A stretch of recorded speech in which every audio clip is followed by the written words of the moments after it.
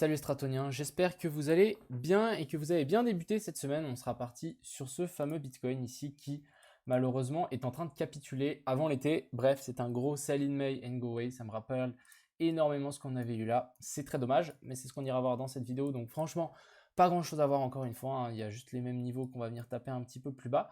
On ira voir 2-3 alts. Donc bien évidemment l'Ether, le BNB aussi. On a le SP500 on ira aussi le voir, on ira le check. On ira voir un petit coup sur Twitter et puis on ira aussi parler un petit peu du GST qui s'est bien pété la gueule aussi.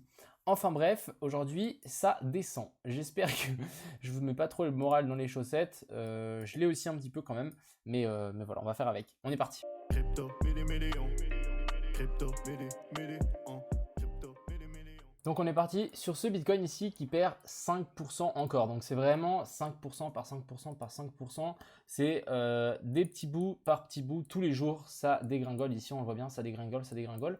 Là ce qu'on peut voir c'est une augmentation un petit peu des volumes. Donc ce qu'on peut se dire c'est que si les volumes augmentent, c'est qu'il y a de plus en plus de résistance. Il y a plus de gens qui commencent à faire des achats et des ventes. Donc il y a potentiellement plus de gens qui sont en train d'essayer de défendre le prix. Mais on ne va pas se le cacher, les volumes restent vraiment très minimes.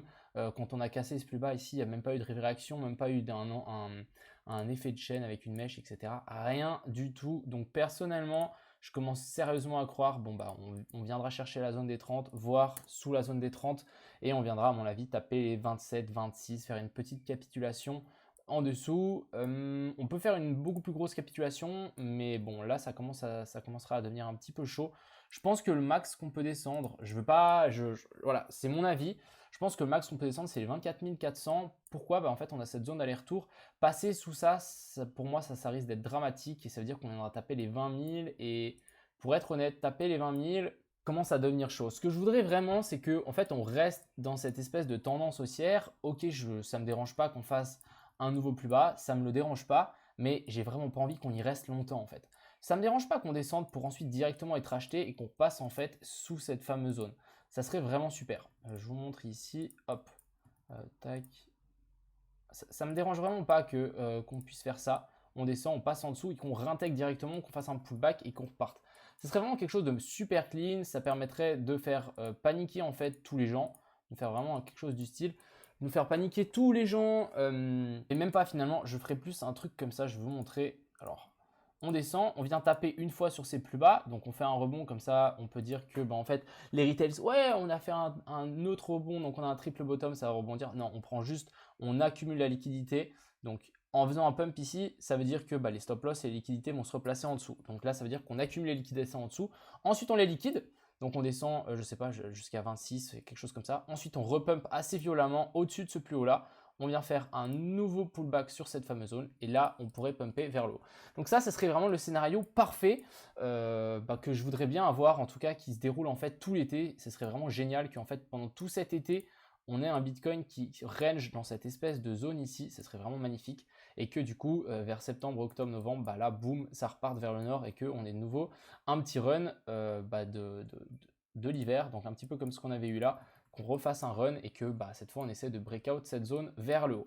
Ça ne me dérange pas tant qu'on a un pullback mais que ça reste rapide. Si maintenant on passe en dessous et que là on commence à latéraliser ici et que ça commence à faire ça, là c'est plutôt mauvais signe. Ça me fait un petit peu penser à l'image que je vous ai montré hier avec Amazon, nous faire vraiment un truc comme ça et là ça serait vraiment la fin des haricots. On va pas se mentir, c'est quelque chose que j'ai pas du tout envie de voir mais qui est complètement possible aussi et voilà, pour le moment on va patienter. Ce qui sera assez intéressant de voir encore, c'est en fait la target de ce petit bear flag. Alors est-ce qu'on va pouvoir considérer ça comme un bear flag? Voilà, il est ici, j'ai envie de voir qu'est-ce que ça nous donne en fait, cette fameuse target. Donc il y a beaucoup de gens qui parlaient de ça.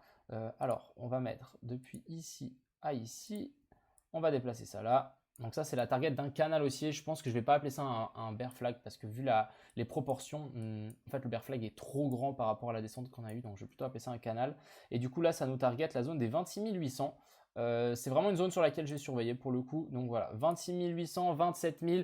Donc de 26 à 27, pour moi, c'est une zone d'achat sur lequel je vais essayer de rentrer si j'ai l'occasion et si je vois la charte à ce moment-là. Voilà quelque chose qui est assez intéressant selon moi. Du côté de l'Ether, l'Ether qui tombe aussi. L'Ether, je le verrai bien venir chercher donc un nouveau plus bas aussi. Je pense pas que l'Ether arrivera à nous faire un nouveau plus haut, un plus bas que celui-ci. Je le verrai bien revenir chercher en fait cette grosse bougie rouge ici, donc vers la zone des de 1900 à 2000, ça serait plutôt pas mal. Du côté du BNB, on est vraiment sur cette fameuse zone. Il y a beaucoup de gens qui vont me dire « Ouais, putain, c'est chaud ». Ouais, il y a peut-être une épaule, tête-épaule ici. Mais pour moi, la proportion est trop grande. Une épaule, tête-épaule, c'est quelque chose de rapide qui se fait quand on est en train de monter. Pas maintenant.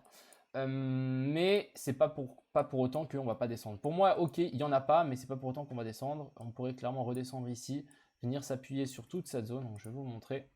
C'est des grosses zones, hein, mais voilà, toute cette zone ici, pour moi, ça va être une potentielle zone d'achat. Pour le coup, je rachèterai les gens qui vendent leur BNB dans cette zone-là. Du côté du SP500, donc là, voilà, on a cassé littéralement. Donc aujourd'hui, ça breakout, ça a cassé. Je rappelle que si on casse ça, la prochaine zone, c'est vraiment beaucoup plus bas, hein. C'est vers ici, la zone des 3600 points. Donc il y a un sérieux gap à venir chercher. On peut clairement faire attention. Comment dire, faire attention, oui et non, mais pour moi, on commence à rentrer dans ce qui s'appelle une stagflation. Je ne sais pas si vous savez ce que c'est. C'est l'économie qui stagne et on a de l'inflation. Donc, c'est une économie qui n'avance pas et ça peut durer très très longtemps. Et c'est vraiment quelque chose qui tue en fait les économies. Donc voilà, là on a vraiment quelque chose de pas ouf et je pense que voilà, on peut descendre jusque par là. Ça risque de faire assez mal à beaucoup d'entreprises malheureusement et dans le monde en général, les prix qui vont monter. Donc en fait, c'est les prix qui montent vu qu'il y a de l'inflation, donc finalement les particuliers perdent du pouvoir d'achat et en plus la société stagne, donc c'est horrible. Pour les particuliers, c'est juste l'enfer aussi. Donc bref, faites attention, essayez de vous protéger en tout cas.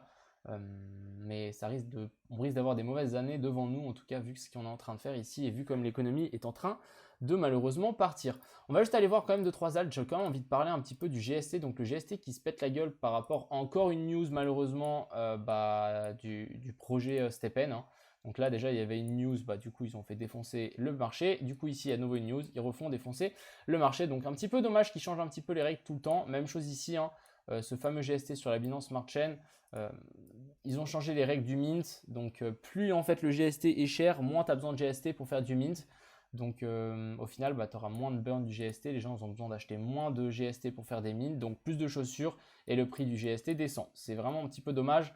Ça voudrait dire, moi personnellement, ils ont fait une espèce de limite entre le GST de 2 à 10, donc à mon avis, ils veulent essayer de venir gapper et ils veulent essayer que en fait, les deux GST se rencontrent vers la zone des 5 $, je pense. Donc celui-là, il va sans doute continuer à descendre.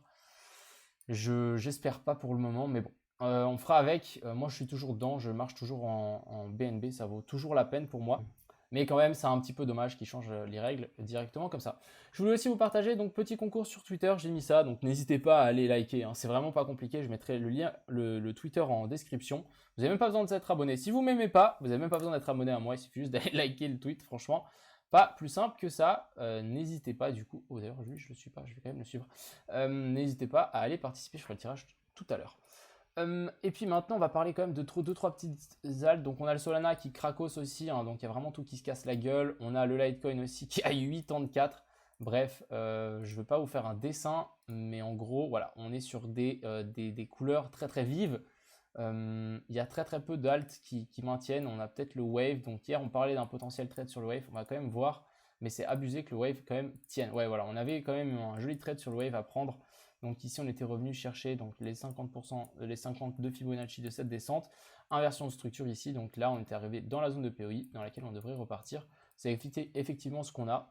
Mais bon, c'est très marrant qu'ils partent à contre-courant pour le coup.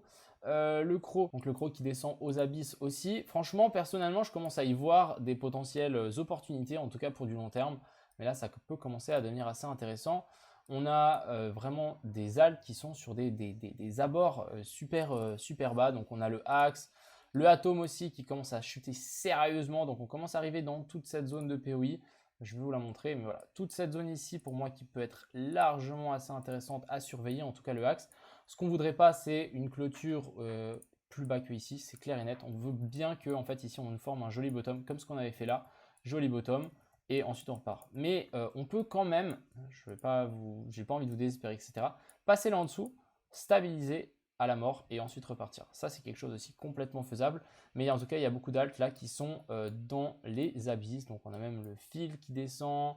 On a le aileron qui a cassé donc notre fameuse zone de support. On va sans doute venir chercher donc c'est plus bas ici. Bref, j'ai pas grand chose à dire, mais voilà, ça descend. C'est clair et net que ça descend. On a le GMT aussi qui descend. On n'a pas réussi à faire un nouveau plus haut. Bref, je vous avais déjà montré. On va voir si ça tient. Mais pour le moment, le seul projet pour moi qui a l'air de plus ou moins tenir la route, c'est le Step-N. Mais s'il change les règles toutes les 2 secondes, c'est clair que ça va pas le faire. Et ouais, c'est un petit peu dommage qu'il change ça. Parce que franchement, c'était bien parti quoi. C'était bien parti pour durer. Et moi, j'allais me faire mes couilles en or. Mais finalement, je ne fais pas mes couilles en or. Enfin bref, j'espère que cette petite vidéo un petit peu plus tranquille vous a plu. Je vais pas trop me prendre la tête, hein, surtout avec un marché pareil. J'ai pas énormément de choses à dire hein, finalement. Mais voilà, la zone sur laquelle je vais potentiellement attendre, ça sera la zone des 26, pas 24, hein, mais entre 26 et 27 pour moi, ça va être ma potentielle zone. Si jamais j'ai quelque chose de super intéressant dans cette zone-là, bah, je placerai clairement des billes pour du long terme. Enfin bref, j'espère que cette vidéo vous a plu. Je vous souhaite une agréable soirée et on se revoit très bientôt. A plus!